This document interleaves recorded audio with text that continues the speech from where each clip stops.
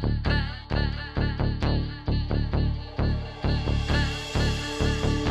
do you mean no more commission? Well, no one in Scotland can commission an idea. You know, if I went to BBC Scotland and I said, oh, I've got this great idea for a sitcom, I've got this brilliant idea for a drama, you know, there isn't one person in Scotland that can okay it unless it goes through London. Good morning and welcome to another edition of Full Scottish. What's happening today? Hello and welcome to the Full Scottish here on Broadcasting Scotland. Scotland is going to be an independent country. That need, that desire for independence is ever stronger than perhaps it was in 2014. So there's an obligation that we've got to give leadership to that campaign. That's what Nicola Sturgeon, as our First Minister, has been doing. My feeling about Boris Johnson is he can't be trusted on anything. That is now and forever will be known as the rape clause. I'm old enough to remember going into Europe in '73, and I remember how much of a razor's edge that was a battling stone. And I think we made it by 53%, if I remember correctly, for going in. And ever since that time, England particularly has been pretty much schizophrenic, down the middle about whether it felt British or whether it felt European. And that schism, that crack has remained throughout English society ever since. Scotland means business. Scotland's voice won't be stilled, it won't be silenced, it has to be heard. About the work that's been done by Broadcasting Scotland in giving community activists, yes activists, Scottish activists a platform other than the traditional media outlets.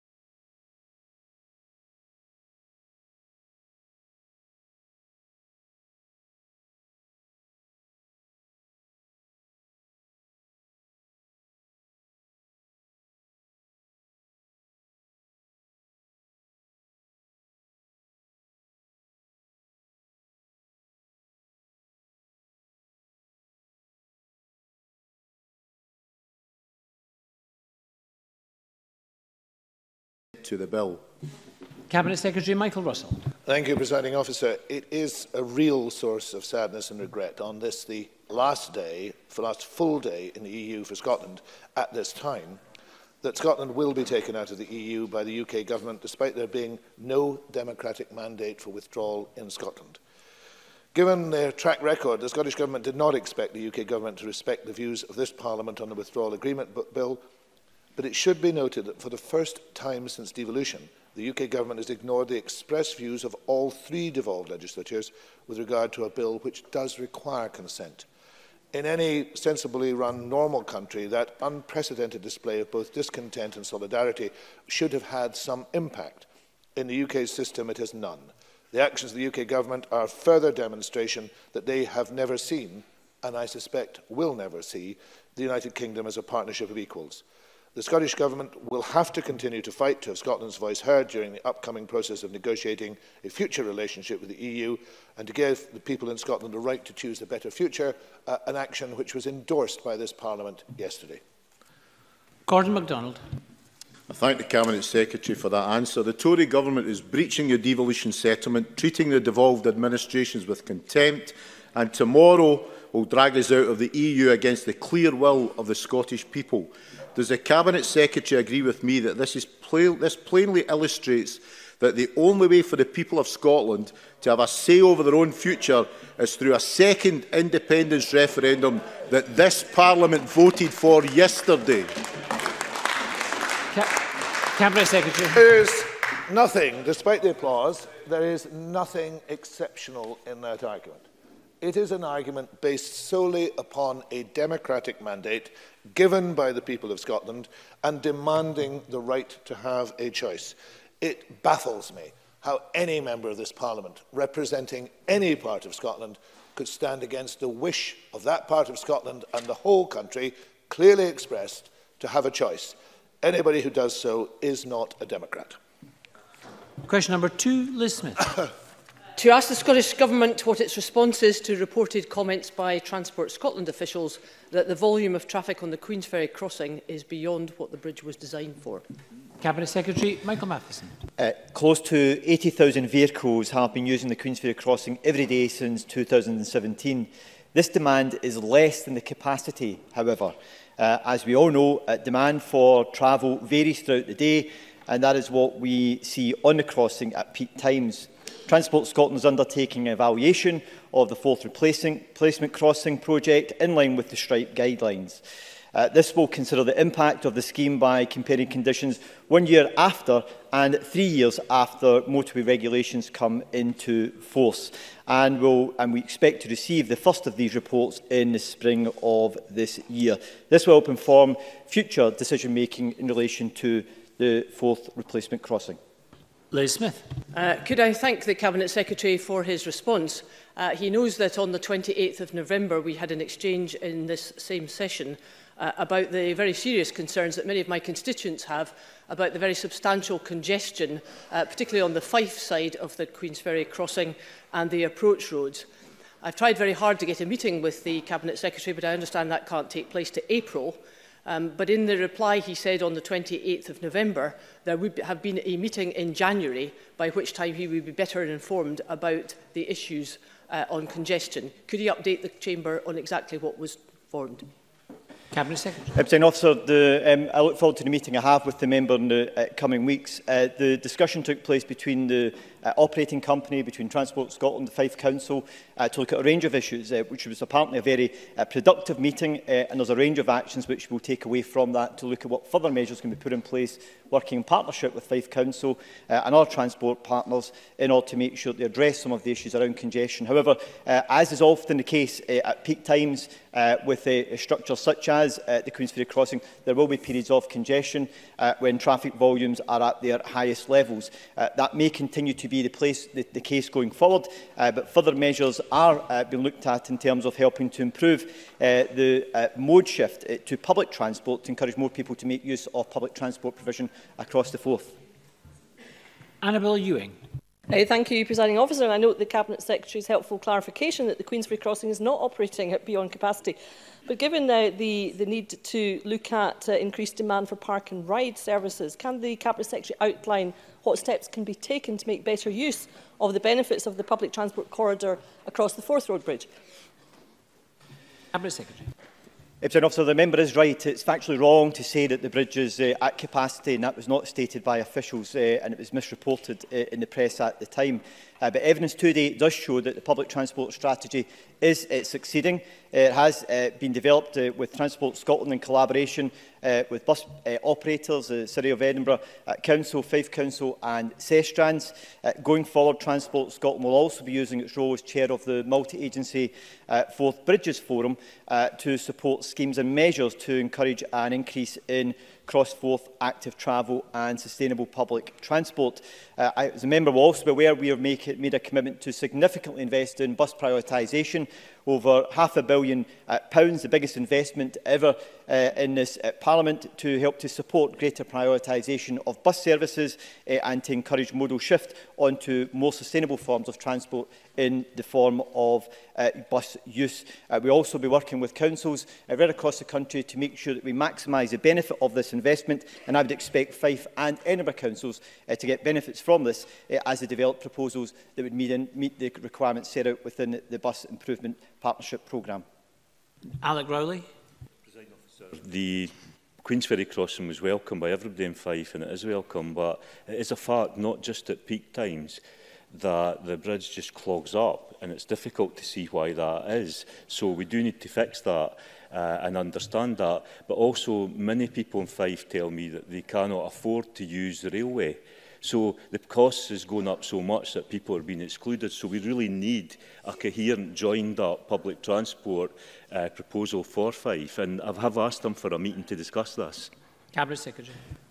No doubt I'll have a meeting with the member in due course. The member may also be aware that we'll be publishing the National Transport Strategy next week, which will set out the priorities that we'll be taking forward in order to help to improve transportation right across the country, including places such as Fife. The member will be aware that the purpose of the Queensferry Crossing was to replace and to provide a more resilient, reliable crossing rather than increase capacity across the Forth estuary itself, rather than simply actually having an ever-increasing volume of traffic travelling over the bridge in itself. So that's why the public transport strategy, which is associated with it, is key to helping to support, alleviate some of that pressure. And the success we're having with that is going to be central to making sure we manage those demands going forward in the years ahead. And Neil Findlay. The bridge might not be at capacity, but it is often very slow for commuters coming from West Lothian and other areas. If the lesson from the bridge is that if you build it, people will come, if we apply that to road building, why is it that the government is building yet more and more major roads at a time when we should be addressing climate change? Cabinet Secretary. The member fundamentally misunderstands the purpose of the Queensferry Crossing. It was not to increase capacity, it was to provide a more resilient, reliable crossing across the Forth. And that's exactly what it did in its replacement of the Forth Bridge. But of course, the Forth Bridge is a public transport corridor.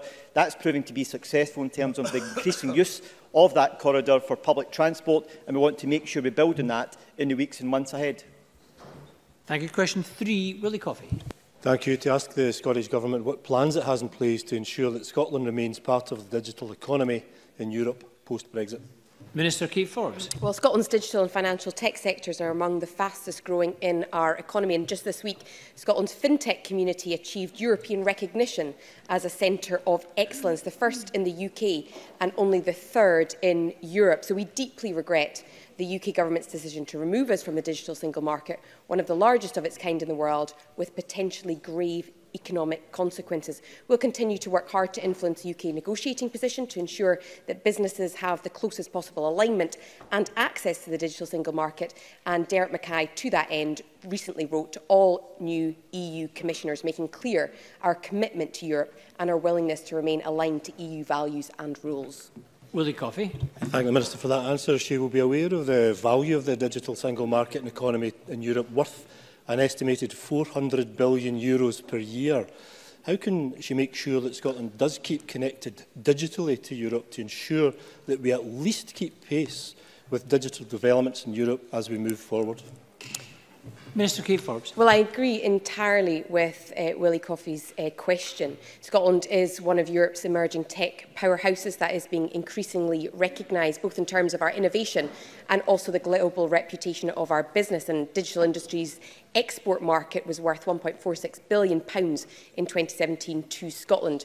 So it's essentially from our perspective that trade continues with minimum disruption to ensure our digital economy continues to grow and thrive.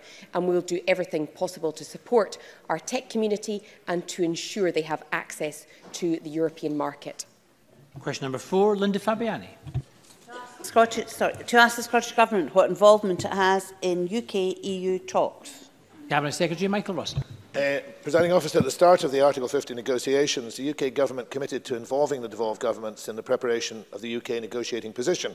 It has, however, failed to honour the terms of reference that it signed up to for the Joint Ministerial Committee European negotiations, a point I made clear at the last JMC-EN meeting in Cardiff on Tuesday. Those terms of reference specifically say that the governments of the UK should work collaboratively to agree objectives for the Article 50 negotiations, and that the devolved governments alongside the UK government should provide oversight of the negotiations to ensure as far as possible that agreed outcomes were secured.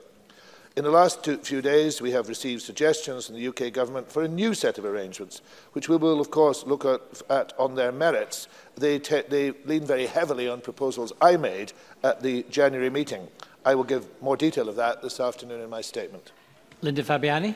Can I thank the Cabinet Secretary for that answer? I understand that already the Crown Protectorates, such as Jersey, Guernsey and Isle of Man, are, by their agreement, having greater involvement than Scotland does. I also am very aware that the UK Government has agreed to engage specifically with the Northern Ireland Executive about trading arrangements with the EU and support for businesses. And I wonder if they intend to give that same courtesy to Scotland. Cabinet Secretary. Presiding Officer, there are two parts to this. The first part would be to agree a structure in which there could be any meaningful involvement, and that would have to depend, of course, upon mutual recognition of mandates. The second part is whether the UK Government would observe the requirements of such a structure, because there is a structure in place in the JMC-EN, but it has not been operated by the UK Government in the way to which they were committed in writing. So I am very open to a discussion of respective mandates, as I shall say this afternoon. I am open to a process to being established, and we put a proposal on the table which is being discussed. But it would depend upon the UK Government doing what they say they will do. So far, that has not happened. Question number 5, Shona Robertson. To ask the Scottish Government what plans it has to review the disclosure scheme for domestic abuse, Clare's Law, to ensure that people deemed at risk are protected. Cabinet Secretary Hamza Youssef. The disclosure scheme for domestic abuse has been fully operational across Scotland since the 1st of October 2015. The scheme provides a person with the right to ask police about a partner's background if they suspect they have a history of domestic abuse and believe they may be at risk of harm. Each case is considered carefully by Police Scotland and other agencies to determine whether a disclosure is lawful, is necessary and proportionate to protect the individual from their partner. The scheme receives a substantial number of applications. Last year, 2,401 applications were received.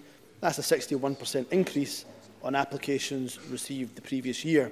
A formal evaluation of the scheme will be carried out later this year by Glasgow Caledonian University in partnership with Police Scotland, following a successful grant bid by the Scottish Institute of Policy Research. Shona Robertson. I have constituents who have been victims of abuse now facing the traumatic experience of possibly being dragged through the courts as their abusers use the tactic of counter-accusations to prolong their harassment. Does the Cabinet Secretary agree with me that protections need to be put in place to ensure that this type of judicial abuse is highlighted and taken into consideration when recommendations are made to the Procurator Fiscal?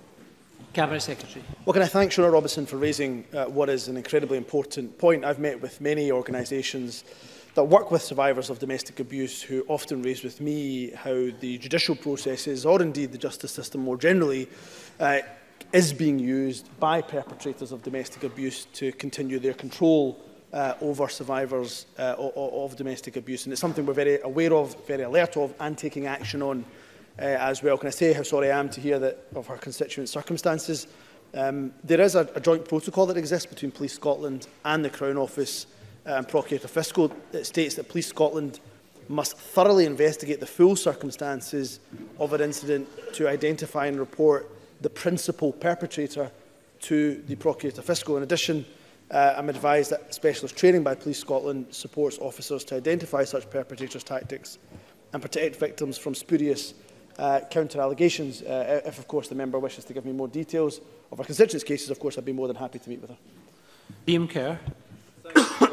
The Chartered Institute of Housing has highlighted the challenge facing social landlords on how to manage situations where both a victim and a perpetrator of domestic abuse are on the tenancy agreement. So can I ask what the Scottish Government, what steps have been taken to ensure the experience of abuse or violence doesn't lead to someone losing their tenancy?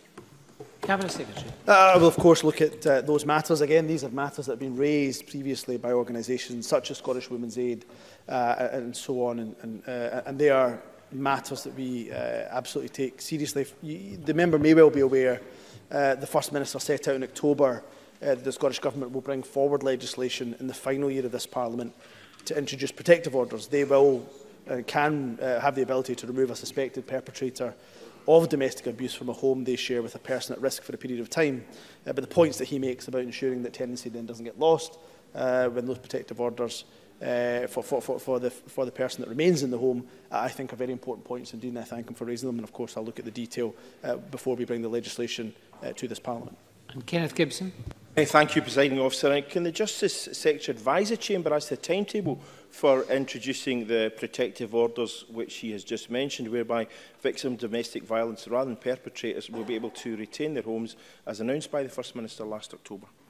Cabinet Secretary. Forgive me, I may have just answered that question in the question before, but the legislation is due to come forward to this Parliament to be introduced in the final year of this Parliament. So the working is being done. There are a number of important issues to make sure that there's not any unintended consequences, just as the question previous to me asked. But these protective orders will ultimately give real protection, safeguarding and security to, unfortunately, many a survivor of domestic abuse who finds himself unable to be protected because of the risk of homelessness. Thank you. Question number 6, John Finney. Thank you, Presiding Officer. To ask the Scottish Government what plans it has for improving rail infrastructure in the Highlands. Cabinet Secretary Michael Matheson. The recent £57 million Highland mainline investment has delivered performance and resilience improvements, and by May 2020 there will be around a 10-minute journey time saving between Inverness and the Central Belt. The £330 million Aberdeen to Inverness project has delivered a new station at Forres and a half-hourly service between Aberdeen and Inverurie. Additional services between Inverness and Elgin are planned for May 2020. Looking forward, the second Strategic Transport Projects Review is currently underway to identify the transport investment priorities for the next 20 years and will include Scotland's rail network. John Finney. I thank the Cabinet Secretary for that response. Of course, it's at odds, Cabinet Secretary, with the Inverness City region deal, which makes no mention of rail, no mention of trains, but actually has 64 million for the so-called West Link and 109 million for the so-called East Link. A modest passing loop at Lentron would increase capacity not only to the west, but also to the north, and would obviate the need for that ridiculous flyover that's proposed at the south side of the Keswick Bridge. When is the Scottish Government going to prioritise public transport? Cabinet Secretary. Well, Presiding Officer, we do prioritise public transport. The member will be aware that the city deal for Inverness is one which has been shaped by local partners, recognising the key strategic investments which are necessary to help to support and create inclusive economic growth within the Highlands. And there is no doubt in my mind that providing the right type of road infrastructure is critical to helping to make sure we do that in the Highlands. Alongside that, investing in such as I have just outlined, £330 million being invested in the line between Inverness and Aberdeen, and the nearly £60 million on the Highland main line. And as I've also set out, we will also look at the STPR2 process for further strategic investments, including into rail, which will include the Highlands main line, to make sure that we continue to invest in our public transport in the way in which we have in recent years. Thank you very much, and that concludes general questions. We're going to turn now to First Minister's questions. The first question from Jackson Carlo. Presiding Officer, yesterday the Scottish Government demanded an urgent debate on which flags should be flown on the pavement outside this building. Will the First Minister now support my demand for a statement next week on why her government is failing to meet its own target to improve education in Scotland's most deprived schools? First Minister. Well, it's for the Business Bureau to decide the business of Parliament, but I'm very happy for this government to give statements on the work we are doing to improve education. The Attainment Fund, which of course we see at national level, points to an improving system. So, for example, the gaps between school leavers from the most deprived and least deprived areas is narrowing, as we've covered in this chamber many times before. More young people leaving school with hires, more young people leaving school with 5 hires, more young people leaving school with National 5 qualifications. So work to do, yes, but we're getting on with that job, and I'm sure the Deputy First Minister will always be happy to advise the chamber on that progress. Jackson Carlo. I'm pleased to have the First Minister's support for that statement next week, and I'm sure the Bureau will have taken note. But I think this week it's been all too clear what the First Minister's priority really is, and it's not raising the standard of education in our schools. Her government has set out a range of targets that need to be met to help close the attainment gap between pupils in our wealthiest and poorest communities. These include targets that 68% of primary pupils from Scotland's most deprived areas should meet the required standards in literacy by the end of this school year, and that 75% should meet that standard for numeracy. First Minister, tell us, on the basis of the most recent figures available, will those targets be met? First Minister. Well, our schools across the country, backed by education authorities in our local councils, are working with teachers to meet those targets. It's right that we set stretching, ambitious targets. That is what we have done, and I think it is wrong to say right now that our schools are not working to meet those targets. As I said in my original answer, if you look at the situation across the country, we have evidence already that points to the improvements in the system. If we look at the gaps between those from the most deprived and least deprived, we see that gap narrowing. We now have full-time attainment advisors in place in each local authority, working in a focused way with our schools to make sure that we meet those targets. In December, we published the most comprehensive set of data and evidence on performance in education through the National Improvement Framework, and we will continue to set out that detail, and we will be held to account on that. But what I will do is back our teachers to get on with the job of making the improvements that we are seeing across Scottish education. Carlo. Well, that sure sounds like a First Minister getting in her excuses early. And we all have a profound respect for the work done by our teachers, but it does the First Minister no credit to hide behind their hard work to mask her own government's failures. From analysis published this week, there's little cause for optimism. Glasgow University say there needs to be a tenfold increase in progress seen in the last 3 years in just 1 year. Progress, where it exists at all, is taking place with nothing like the urgency required. Next to no progress in closing the attainment gap in primary or secondary school when it comes to literacy and numeracy. And today we learn that since the introduction of the SNP's botched Curriculum for Excellence in 2015, the pass rate... Order, please. Let's hear the question. The pass rate in 32 of the 46 higher subjects has dropped. In English, maths, chemistry and history. Progress? First Minister, is any of this any way acceptable? First Minister. Address all of these points. Firstly, in terms of the direction of travel in Scottish education, whether it's in exam passes, and I'll come back to that point in a moment, or the narrowing of the attainment gap, if Jackson Carlow doesn't want to take my word for it, then let me quote the International Council of Education Advisors, and I'm quoting directly here: Scotland is heading in the right direction and taking the right approach to improving education. That is what we will continue to do. Let me turn to the pass rates that Jackson Carlow has talked about today. Firstly, as I've said repeatedly, overall more young people leave school with Highers. 2/3 now get at least one. That compares to less than half when we took office.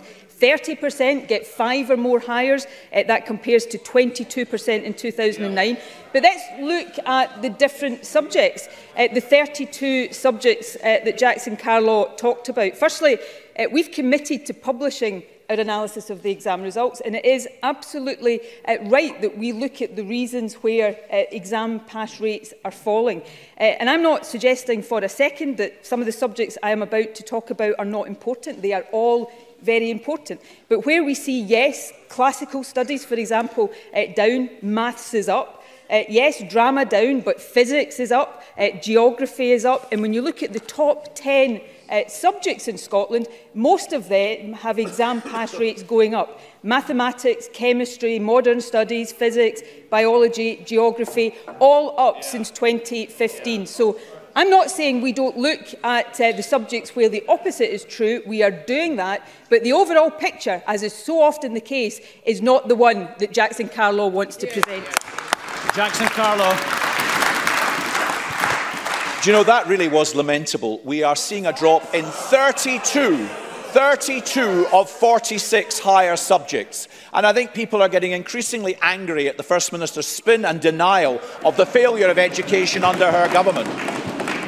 Being on course to miss all 4 of your own educational attainment targets is a definition of failure. It's as simple as that. Primary and secondary, literacy and numeracy, 4 areas the SNP said they'd change things for good, 4 areas they're failing. Record low scores in maths and science, missed targets in the attainment gap, and today those falling pass rates in the vast majority of higher subjects. First Minister, how many more times do we have to listen to the same lines and excuses about how education is your government's #1 priority when the actual evidence shows your record is one of unmitigated continuing failure? First Minister. On what Jackson Carlaw has just described as lamentable. The 10 top subjects in our education system, the one that there are the highest number of entries for, the ones that most pupils do, the majority of them, compared to 2015, which is what Jackson Carlaw is putting to me, have pass rates that have improved. Now, he might not think that matters, but let me again just talk about the subjects that we are focusing on here. Maths, pass rate up since 2015, up in chemistry, in modern studies, in physics, in biology, in geography, 2/3 of those top 10 subjects. That doesn't suit Jackson Carlaw's argument, but that's the achievement of pupils and teachers across our country. He might want to talk it down, but I think that is what is disgraceful. So we will continue to make the investment and we will continue to focus on where improvements are needed. I never shy away from saying that, but I will not stand here while Jackson Carlaw talks down education in Scotland in the way he does. Question number 2, Richard Leonard. Presiding Officer, the SNP government claimed that their so-called non-profit distributing model took the profit motive and the shareholder dividend out of the building and running of public infrastructure projects in Scotland. But this week's Audit Scotland and Accounts Commission report blows a hole in that claim. First Minister, do you accept their conclusions or are you in denial? First Minister. Do you know, when I was thinking about what Richard Leonard might ask me about today, I thought, he won't really go on PFI, Willie, but he has, and who am I to complain? So let me firstly give the background. We use the non-profit distributing model because if we hadn't done that, because of the £6 billion cumulative cut to our capital budget imposed by the Tories, we wouldn't have been able to build the 117 schools, the hospitals and the other public sector buildings. We did that through a system where we made improvements on Labour's PFI, so profit capping. Under Labour's PFI, if surpluses were made, do you know where they went? They went into the pockets of investors. Under our system, surpluses got reinvested into the public sector. Under Labour PFI projects, the repayments under Labour's projects amount, because they're still being paid, to 5.5 times the capital value of the project. We got that down to just 3.5 times. So we made the improvements that Labour didn't make. And I can't believe that Richard Leonard has got the brass neck to stand up here and talk about PFI. Richard Leonard. Well, Presiding Officer, I anticipated last night how the First Minister might respond to my first question. So I went back to look at a report which I wrote 25 years ago, and here is an extract from it. Here's the report. The PFI is something of a con trick, predicated on a buy now, pay later mirage. It is a mirage because the taxpayer or the user will simply pay more in the end. It is smart accountancy, but bad economics. The fact is that government can always borrow at a lower interest rate than the private sector. So I have been consistent on this question as the First Minister. The Accounts Commission this week conclude that the Scottish Government have failed to properly monitor and evaluate billions of pounds worth of privately financed contracts. Mr Leonard, just hold on 1 second. That's an unacceptable level of noise. I'm sorry, but we should treat each other with respect in this chamber. Please listen to the questions that are being put and then answer them in a respectful way, and less of this barracking. Mr. Leonard. The Accounts Commission conclude that without proper transparency and accountability, the risks increased and the costs have skyrocketed. We pay 3 times the capital value of assets in unitary charges alone. It is what the Accounts Commission described this week as, and I quote them, the private finance cost premium. First Minister, why for the last 13 years have you presided over this rip-off? First Minister. Well, firstly, on capital value, Richard Leonard says NPD projects cost 3 times the capital value. That's a vast improvement on the 5.5 times the capital value under Labour schemes. On transparency, under the old Labour-supported schemes, you used to have to wait after 25 years after the asset was complete before you got the information about it. We now publish most of that material 2 years after an asset is complete, so much greater transparency. But Richard Leonard, bless, wrote a report 25 years ago. Isn't it a real shame that the Labour governments who followed in the years after that ignored everything Richard Leonard said, and it took an SNP government to act on the things that he said, capping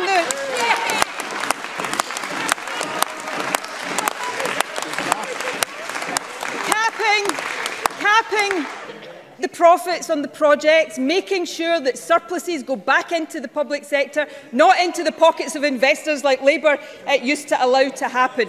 And my last point, presiding officer, and I will be brief, sorry, I maybe am enjoying myself too much here, but I will be brief. Richard Leonard says, rightly, public borrowing would be cheaper. Yes, of course, but we didn't have the power to borrow publicly because Labour preferred those powers to stay with the Tories at Westminster than have them here in the Scottish Parliament. So if that is belated support for increasing the borrowing powers of this Parliament, then maybe we've made some progress after all today. Richard Leonard.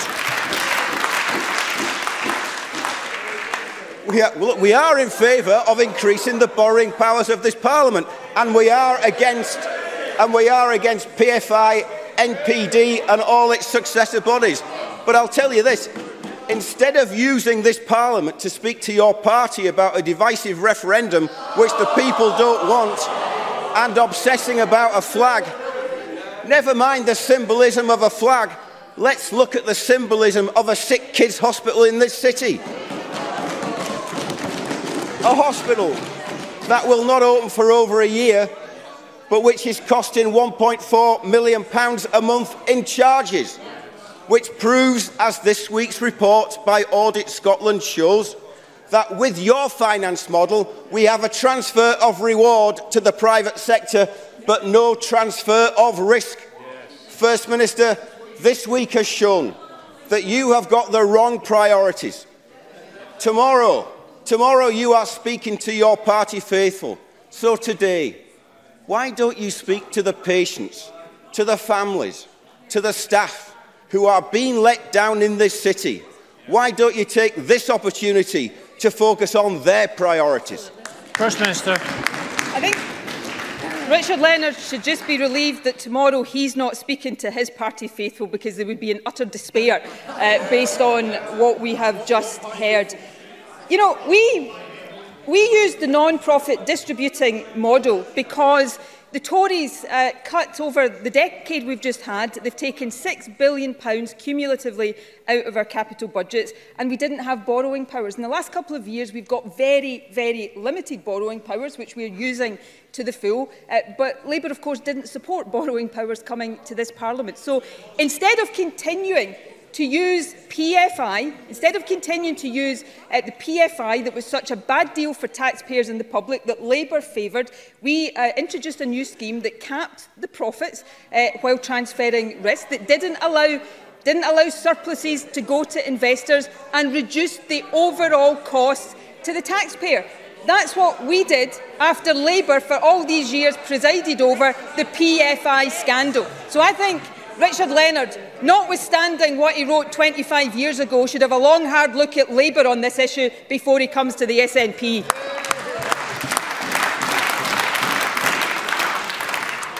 Thank you. There's a huge number of members wanting to ask supplementaries today. Hopefully we'll get through some of them, quite a few of them. Graham Simpson to be followed by Stuart McMillan. Presiding Officer, Apex property factor was struck off the factors register in April last year after a string of breaches of the Code of Conduct. An appeal was heard in December and it was refused. They did not appeal again. Kevin Stewart wrote to former clients of Apex on January the 13th to tell them the good news. But 3 days later, constituents of mine in Motherwell received another letter on Apex-headed paper citing an ongoing legal dispute and saying that an associate company, Clean Cut Limited, spelt with 2 Ks, had been established to ensure continuity of maintenance services. My constituents have since received another letter and an invoice. It's an appalling and outrageous situation, and I know that MSPs across this chamber have concerns about it. So would the First Minister agree to look at providing homeowners in this situation with extra help to help them find new factors? And would she agree with me that the process for removing bad factors takes far too long and that this case has highlighted a loophole that should be closed? First Minister. Well, obviously, given the nature of the constituency I represent with lots of tenemental properties, I deal with constituents who have issues with factors regularly. So I know some of the frustrations, understandable frustrations that people have, although that said, there are a lot of factors who do a very good job as well. The reason we have a property factors register and companies can be removed is to make sure that high standards are applied. We will always look, and I'm more than happy to look at this case. I don't know all of the details about what Apex are doing in terms of the letters they're sending out, but it is absolutely essential that the system we have works to protect homeowners. So I'm happy if Graham Simpson wants to send me or the Housing Minister the details of the letters that he's referred to today for us to look into it and see what more action, if any, the Scottish Government is able to take. Thank you. Stuart McMillan to be followed by Donald Cameron. Thank you, Presiding Officer. What assistance can the Scottish Government offer Inverclyde to improve Greenock Town Centre as a result of the SIMD stats produced this week? And does the First Minister agree with me that the suggestion from Dr Alf Baird at the REC Committee yesterday to stop building the 2 vessels at Ferguson Marine in Port Glasgow but build 4 smaller ships in China instead is not likely to improve the SIMD stats across Inverclyde as a whole? First Minister. Well, we're investing significantly in communities that face disadvantage. For example, last year over £1.4 billion was spent in targeting support at low-income households. Specific to Greenock, we're supporting investment through the £500 million Glasgow City Region Growth Deal, which Inverclyde Council is a full partner in. We're making £45 million available to Inverclyde Council across this parliamentary term to support regeneration and provide affordable, energy-efficient housing. And we've made over £20 million available to Inverclyde through the Attainment Scotland Fund, with £6 million of that available this year. SIMD data is a helpful tool to support targeting resources across the public sector, and we will continue to work in partnership with local government and others to support reducing inequality and the regeneration of towns and cities. On the shipbuilding point, I absolutely agree with Stuart McMillan that we want to see ships built here and in particular where appropriate in Ferguson's rather than see them go to China or anywhere else. Donald Cameron to be followed by Fulton McGregor. The First Minister will be aware that earlier this morning a significant landslip led to the closure of the A83 at the Rest and Be Thankful Pass, with drivers currently forced to take a local diversion. Landslips regularly close this section of road, cutting off huge swathes of Argyll and the West Highlands, and many communities and businesses are at their wits' end as a result. Will the First Minister now concede that papering over the cracks is simply not working and that a long-term, permanent solution is urgently required? First Minister. Well, I am aware of the very difficult situation. This landslip that has happened earlier this morning, as I understand it, is in a different area to where they have been experienced in past years. Obviously, we have done a lot of work over past years to make the reserve road available, although I understand that that is not necessarily available today. Transport Scotland and others are exploring this situation. We will want to make sure that the road is open as quickly as possible, but safety is a key priority. And of course, in the context of our wider transport strategy, we will continue to look at further improvements that can be made. But I absolutely understand the inconvenience and the frustration that travellers who use this road will be experiencing today. Fulton McGregor, to be followed by Elaine Smith. Thank you, Presiding Officer. First Minister, tomorrow councillors in North Lanarkshire will have to vote on the future of the Kilbow Outdoor Centre located in Oban. The facility offers every P7 pupil in North Lanarkshire, many from some of our most deprived communities, the opportunity for a residential week away to build self-esteem and improve learning through outdoor activity. The SNP Council Group have now already stated that they will vote against this proposal. Will the First Minister join me in calling for the ruling Labour Group on North Lanarkshire Council to put our young people first and to take the closure of this vital facility off the table? First Minister. Well, obviously this is a matter for the local council, but I would agree with Fulton McGregor about the importance of outdoor learning. It delivers numerous benefits, including improved mental and physical health. It helps to increase academic attainment and give an appreciation of the natural environment. And indeed, that's why it is built into the school curriculum. I'll certainly ask the Education Secretary to look into the particular issue and provide Fulton McGregor with a more detailed response in due course. Elaine Smith, to be followed by John Mason. Thank you, Presiding Officer. Can I draw the Chamber's attention to my register of interests, where I am the convener of the RMT Parliamentary Group, and as such I understand from the Union that the Freightliner freight terminal in Coatbridge is currently under threat of closure. So can the First Minister advise if the Rail Freight Fund announced by the Scottish Government just last year at the Coatbridge terminal can be used to safeguard its future and the 100 jobs that may be affected? First Minister. Well, I'm very happy to look into the specifics of that and come back to the member with a detailed answer. We would certainly want to be doing everything we can to help secure the future, and if that fund is available, then we would want to make sure that it is. But rather than give a categoric answer to that point today, I want to have the opportunity to look into it and come back properly. John Mason, to be followed by Jamie Halker-Johnson. Thanks very much. The First Minister will be aware that there was another march last Saturday in Glasgow, and one of the results was that a police officer was injured. Can she give any assurance that maybe the number of marches happening in Glasgow could be reduced, because they are a real frustration to both residents and businesses? First Minister. Well, I understand that frustration. I'm very clear, and I've said this in the Chamber before, that peaceful protest is an important part of our democracy. But violent and sectarian disruption should have no part in our democracy or our society. We support Police Scotland to take appropriate action to deal with disorder like that was witnessed on Saturday to ensure public safety, and what we saw on Saturday was unacceptable. The Scottish Government supports local authorities in making decisions to achieve the right balance between the rights of marchers and the rights of communities affected, and I am certainly encouraged by Glasgow City Council's cross-party response to marches and parades, and I look forward to hearing any recommendations that group will bring forward. And Jamie Halker-Johnson. As I've raised with the First Minister before, the maternity unit at Dr Grace Hospital in Elgin has been downgraded since 2018, with many expectant mothers having to undertake long journeys to Aberdeen and Inverness to give birth or receive vital care. However, this week it's been reported that one expectant mother from Murray was forced to travel as far as Fife, over 160 miles away, because the Raigmore and Aberdeen maternity hospitals were at capacity. With Murray being hit by winter weather this week, I'm sure the First Minister will agree with me and with families across Murray that this is simply unacceptable.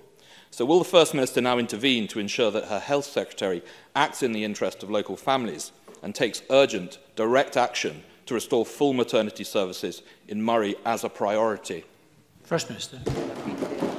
Well, the Health Secretary will actually be visiting Dr Grace on the 11th of February to discuss these very issues. I agree absolutely that it is important that women are cared for and get to deliver their babies as close to home as possible. In particular, in the part of the country we're talking about, large distances add to, I think, the distress that patients and new mothers in particular can feel. So I absolutely understand that. But I hope the member will also understand and accept that it is vital that we ensure the provision of safe, services. He is well aware of the challenges that Dr Grace have faced, but the Health Secretary is working closely with the local health board to help them overcome these, and that's why she will be there having further discussions very shortly, and I'm sure she'll be happy to keep the member updated. Question number 3, Patrick Harvey. A week from now, the Scottish Government will publish its budget, and the Greens have made the case that this needs to be a climate emergency budget. The First Minister has repeatedly told me that in the face of climate change, everything is under review. That must surely include transport, where emissions are going up, not down, and that's a result of this government's choices. We all know that continuing to increase road capacity just generates more traffic, more congestion and more pollution. So will the First Minister give us a budget which will stop pouring money into our multi-billion-pound road building programme and instead commit to making public transport more available, more reliable and more affordable? First Minister. Well, as Patrick Harvey himself alluded to, we will publish the budget this time next week, or almost this time next week. So I'm not going to go into the detail today of what the budget will include, but suffice to say, I'm pretty sure Patrick Harvey will see when he looks at and scrutinises that budget the government's commitment to tackling climate change and making sure that we meet the obligations and the targets that we have set. And transport, it is absolutely vital that transport is a part of that transition. Emissions from transport form a significant chunk of our overall emissions, and we need to get them going down. Public transport has a massive part to play in that, which is why in the programme for government we announced significant investment in new bus infrastructure in order to make bus journeys more convenient. And we need to make sure that we've got the right balance between roads and public transport. And our decisions, of course, will be informed by the first phase report of the Infrastructure Commission, which was published just last week. Patrick Harvey. Thank you. An Infrastructure Commission report which was much more consistent with the last decade or two of green transport policies than the ones that we've seen from this government over recent years. The First Minister has kept on telling us that the government will get on with putting new radical policies in place, but we are still waiting. And if we're serious about the climate emergency, we need to give people cheap, reliable alternatives to the private car now. The Scottish Greens have made a budget proposal that would set us on this path, a policy that's radical but also affordable, make bus travel throughout Scotland free for young people just as it is for senior citizens. Can the First Minister acknowledge the huge benefits that this policy would bring to people, like the family who spoke at a Poverty Alliance event, whose son has to pay £17 a day to travel to college in Inverness, a huge cost for a family that's already struggling to get by? Does the First Minister deny that this Green proposal would cost a fraction of what's currently being spent on the road building programme? First Minister.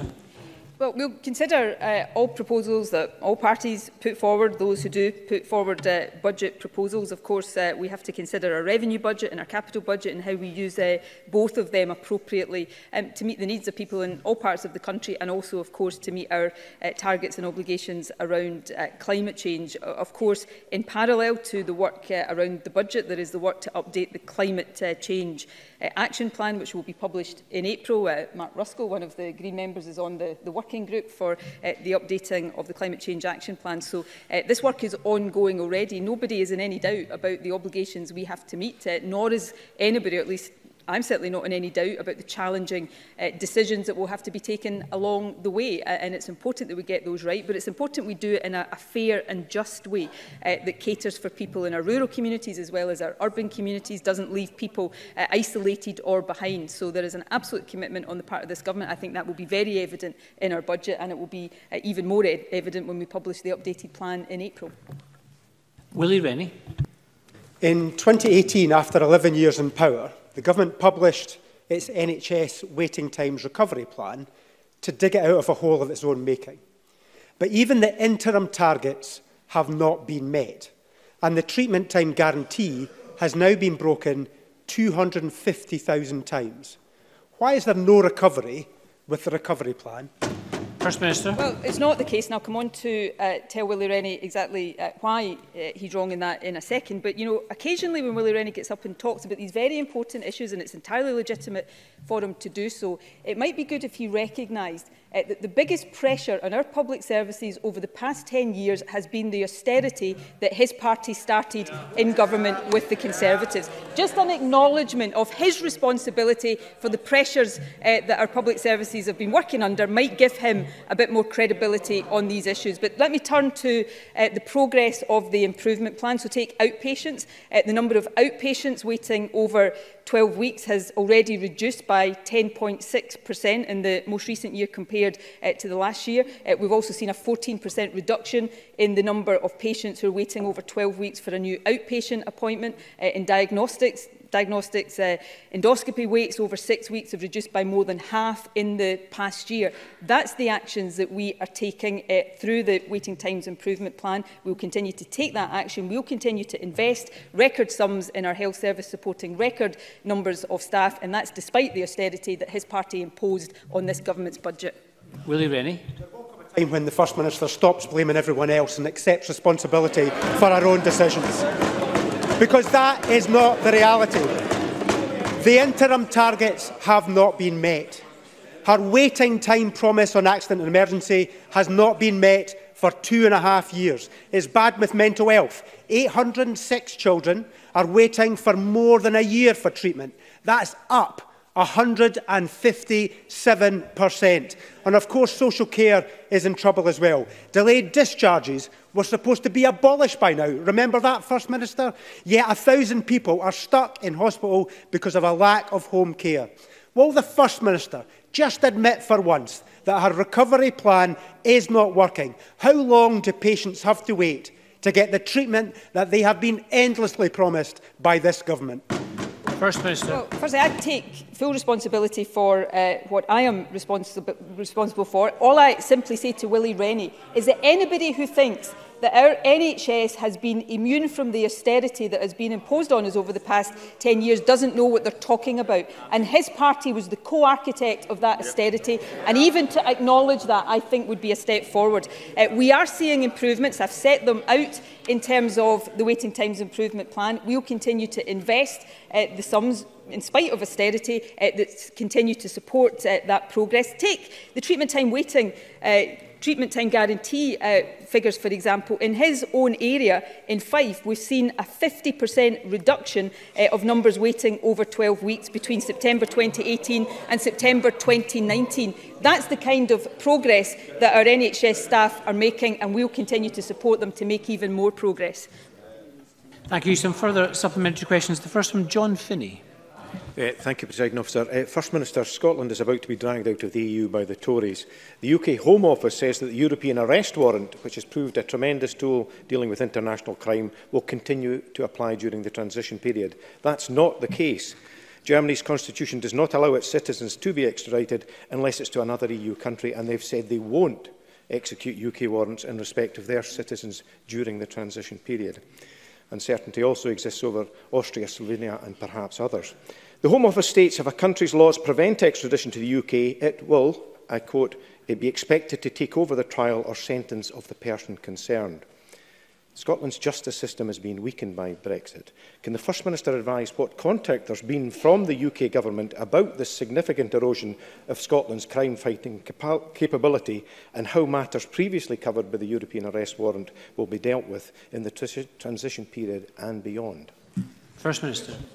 Well, can I thank John Finney for raising what is an extremely important issue. There has been a lot of contact between Police Scotland, between the Crown Office, the Scottish Government and Westminster counterparts, raising our concerns about the very issue John Finney raises. There is no doubt that Brexit, both immediately and perhaps more particularly at the end of a transition period, will have a significant impact on the operation of our criminal justice system and the ability of the police to keep people safe. And that is a matter of of extreme concern. When I say there's been a lot of contact, there hasn't been much reassurance coming in the opposite direction, and it's one of many reasons why, at a practical level, I think all of us should be profoundly concerned about what is about to happen tomorrow.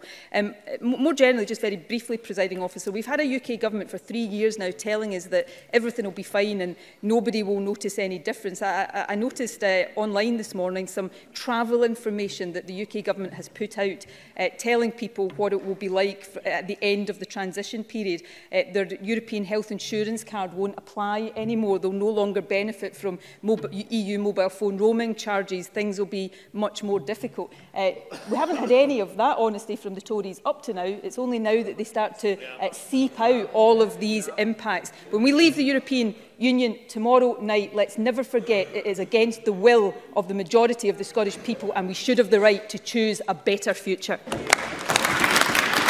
Edward Mountain. Thank you, Presiding Officer. First Minister, in the last 4 years at NHS Highland, we've seen a botched service redesign, radiology crisis, a bullying scandal, budgets that never balance, delays in the construction of the elective care centre, and now the appointment of a third Chief Executive Officer in 15 months. On a daily basis, I'm contacted by frustrated medical staff telling me of their latest problems that they are facing.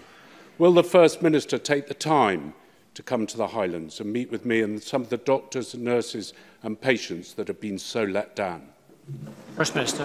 Well, the Health Secretary will be meeting NHS Highland, I think, in the Highlands on the 10th of February. I look forward to visiting in the future myself. We will continue to work with NHS boards to support them in the challenging job they do to deliver services. And our health boards deliver excellent services to the vast majority of people in Scotland day in and day out. But again, you know, anybody who thinks that our health service has been immune from Tory austerity in the last 10 years really needs to think again. So perhaps Edward Mountain could also help us in putting more pressure on his Tory colleagues who've told us austerity is going to end, and yet yesterday we see that the Chancellor is trying to force 5% cuts across Whitehall as well. So let's stop the austerity, let's stop the cuts coming from Westminster, and that would be one good thing that the Tories could do to help our National Health Service.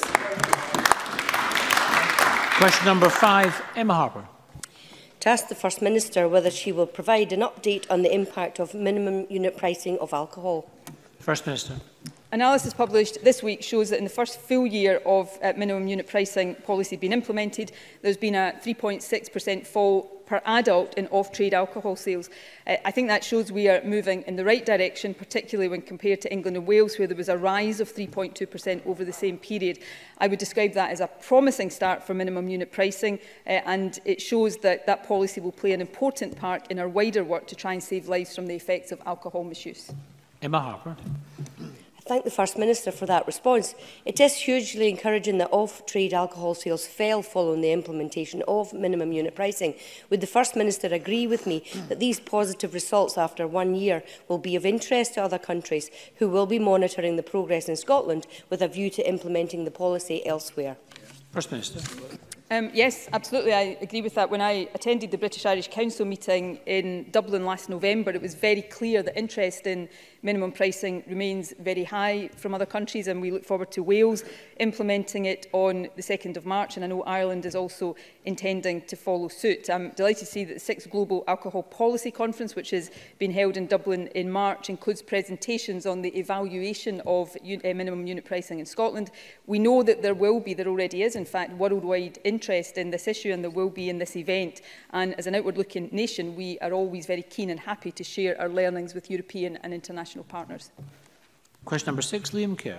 Thank you, Presiding Officer. To ask the First Minister what the Scottish Government's response is to reports that Scottish Prison Service officers average 3 weeks sickness leave per year. First Minister. Well, we recognise the importance of providing a safe environment for staff working in our prisons. Prison officer sick absence fell in calendar year 2019 by 3.3% compared with 2018, and sickness absence has fallen for the last 5 consecutive months. But prison officers work in a very difficult and intensive environment, and the Scottish Prison Service provides a range of measures and interventions to staff who require them, including occupational health support and access to counselling services. And I think it is to the great credit of the staff who work in our prisons that they perform well and good order is maintained.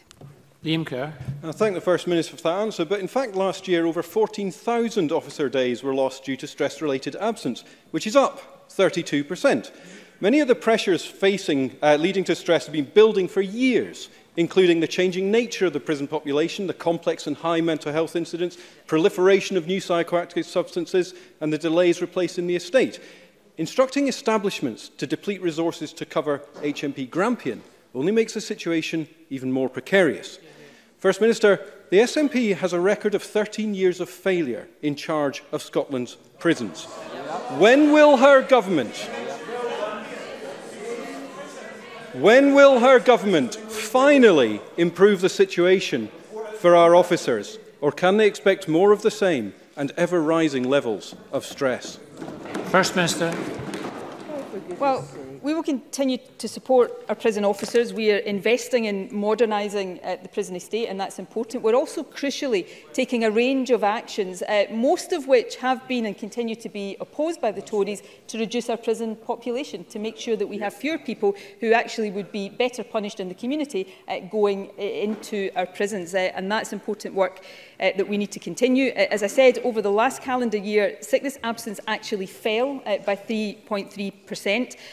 If we look at HMP Inverness and Grampian, a downward trend in the numbers of staff days, working days lost due to sickness, and the SPS continues to work to maintain that trend. We're also supporting our prison officer staff. In Scotland, of course, we'll see an increase in pay of 6%, up to 6% for the lowest paid, compared to a pay award of 2.2% south of the border. And while I take full responsibility for what we're doing here in Scotland, often when we get these questions on public service issues, basically what the general accusation is, it's somehow all down to the SNP, which is why it's important, I think, to be able to compare and contrast, because we have the Tories in government in England, Labour in government in Wales, the SNP in Scotland. So, you know, we can compare whether the SNP is doing better or worse. There's a report out today about Doncaster Prison showing that 700 inmates are doubled up in single cells. The Chief Inspector of Prisons in England is talking about the dangerous combination in prison. So I will take responsibility for what we are doing, but the cheek of the Tories, when we see the state of public services south of the border, I think takes some beating. Question 7, Monica Lennon. Thank you. To ask the First Minister what action the Scottish Government is taking to work with football authorities and clubs to reduce problem gambling. First Minister. There's widespread recognition that some people who engage in gambling activity experience harm. The SFA and Scottish Professional Football League have stated that they have taken steps to reduce the harm associated with problem gambling in the football community and wider society, and we have discussed with the football authorities what more can be done. Betting and gaming are issues, of course, that remain reserved to the UK Government, and I certainly would be happy to join with the member in arguing for the full transfer of powers in this area to this Parliament, so that problem gambling can be dealt with in a more holistic way here in Scotland. Monica Lennon. I thank the First Minister for her response. Problem gambling is a serious public health issue, and like other addictions, it is ruining lives in football and in all walks of life. Brian Rice, the head coach at Hamilton Accies, has shown courage in disclosing his gambling addiction. A Scottish Football Association hearing into his alleged breaches of their betting rules is underway today. It is a sad situation. Does the First Minister agree that addiction is an illness and that we all have a responsibility to end the stigma that prevents people from seeking help? And does she agree that a gambling amnesty in Scottish football could create a safe environment for players and staff to access support? First Minister. Yes, I agree very much with those sentiments. Obviously, as Monica Lennon said, there is a hearing underway right now, so it would be inappropriate for me to comment on that. But I will say that I do agree with her that Brian Rice has shown great courage, and I hope he gets the support that he needs. More generally, gambling addiction, like any addiction, is an illness, and it should be treated like that, and we should be focused very much more on the support that we can provide. That's certainly the approach the Scottish Government will take, and we certainly are happy to work with others to provide whatever additional support we're able to. Thank you very much, and that concludes First Minister's questions. We're going to turn shortly to a members' business debate in the name of Keith Brown on Public Works Loan Board rate, but we'll just have a short suspension to allow members, ministers and the gallery to change seats.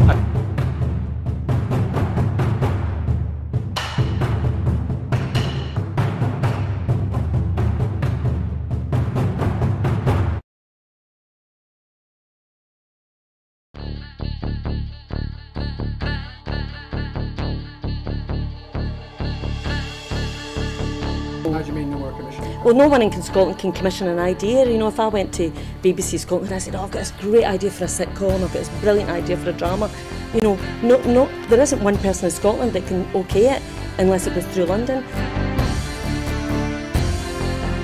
Good morning and welcome to another edition of Full Scottish.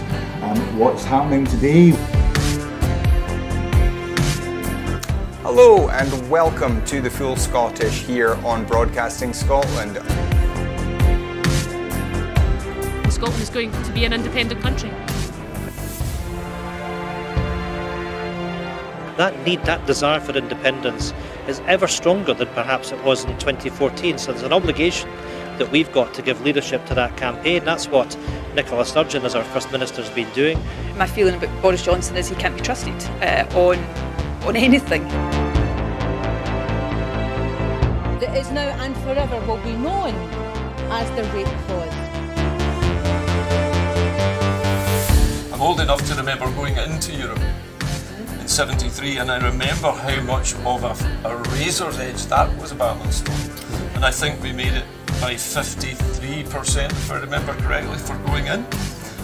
And ever since that time, England particularly has been pretty much schizophrenic, down the middle about whether it felt British or whether it felt European. And that schism, that crack has remained throughout English society ever since.